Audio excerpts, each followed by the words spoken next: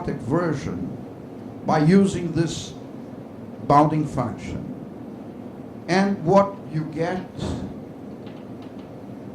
is this theorem.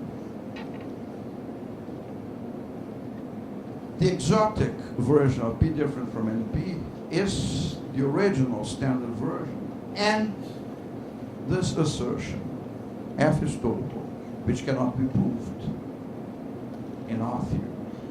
So, the argument, the original proof was totally computational. We did all the calculation, logical calculation, but it can be given in a formal proof. And results. Because of that specific construction, we have that the exotic formulation implies that S is consistent. So one cannot prove this. It's not equivalent, it implies. Also, and the equivalence between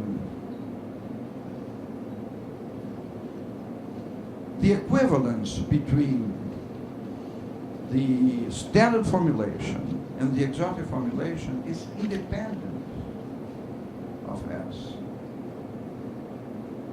So there are lots of mathematical stuff we are dealing with here. Many people, the main objection was you grafted undecidability by using this function into it. So the final result is this one. If this theory is consistent, it follows straight, in a straightforward way from our result. If this thing here is omega consistent, then S plus P equals NP is consistent. We haven't managed to prove this, but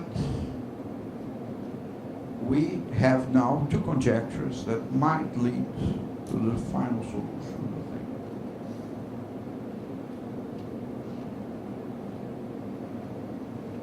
They are here. Does this theory, if S proves P equals NP, does this theory, one has to have this hypothesis. Does this theory prove, does this theory has the same provably total recursive functions as the original theory S? Why do you need that? Because then everything that is undecidable in the original theory becomes undecidable here. Why is that reasonable? Well, there is a long sort of heuristic argument which we present in the paper, which is due to appear in a few months. The second hypothesis is, if S doesn't prove P different from NP, but proves P equals NP, then S proves that the set of PGS polynomial machines, this is a restricted set of Turing machines. It's a recursive set. It's highly decidable and highly manageable.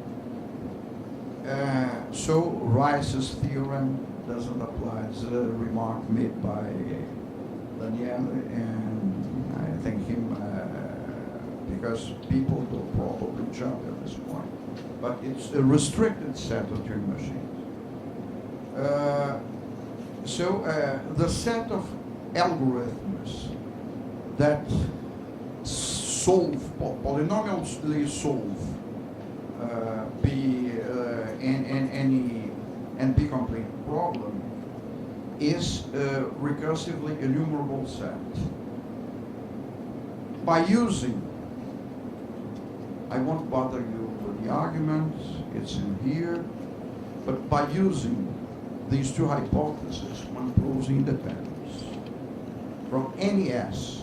As I'm not specifying the theory the result is quite wide-ranging. It's not surprising, because this problem seems to be very inelastic, very independent from things that you might add in the theory, in set theory.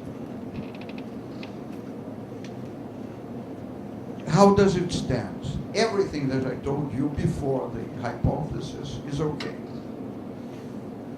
No one has, there are several negative reviews in the literature. I take the first one by Rafe Schindler to be a compliment in disguise, because it was published in the Bulletin of Symbolic Logic before it appeared in print. I don't even know how he managed to get a copy of our manuscript. They were so desperate, and I noticed that most of the reviews that appeared together with this first review were of things that dated from 3 or 4 years before. So they were in a hurry to kill the monster. I take it as a compliment in disguise. But I pay attention to all criticism, no doubt. Anytime something negative comes out, Newton and I talk to each other, try to see if there is any reason. Sometimes there are valid criticisms. And for instance, I have been having lots of exchanges with Leo Gordeyev, who was very critical. I wouldn't say very critical, was critical of what we had done last year in the Brazilian Symposium of Symbolic Logic, Mathematical Logic. So even today I got a few messages from him. I checked something, a few details with him. Well, that's it. And as I said, there are heuristic arguments for our results. They appear here, detailed more or less, but they are not completely formalized. Now let's go back to physics. Essentially, all our discussions, Newton and mine, recently over the phone, we used to chat on Sunday morning, sometime on Saturday morning, depending on how things are, deal with physics. And one of the things that we have been interested at are time structures in general relativity. The question is simply, how absurd is the Gödel universe, which has time machines and has no global time?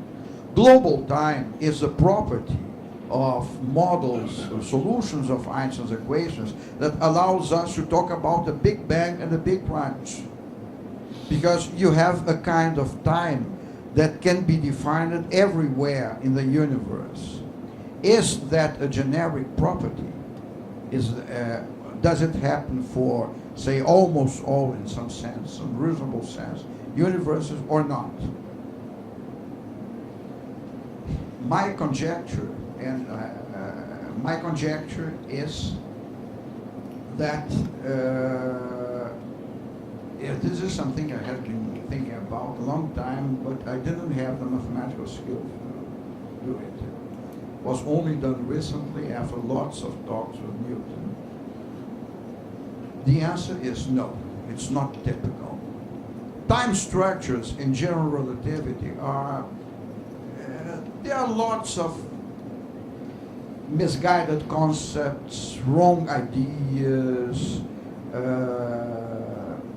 confusing stuff about general relativity. For instance, it's very common, you open up a paper in general relativity which says the solution of Einstein's equations gives you